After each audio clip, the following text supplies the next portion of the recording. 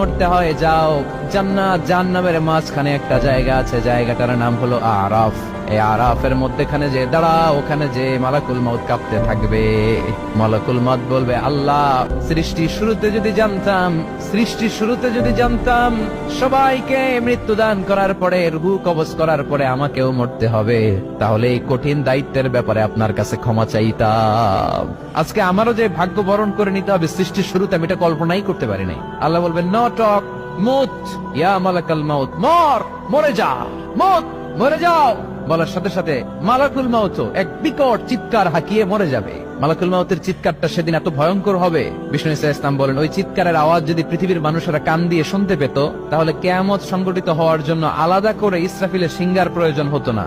ওই চিৎকারের আওয়াজে প্রতিটা মানুষ কানের পর্দা ফেটে ওই জায়গায় লাশ হয়ে পড়ে যেত।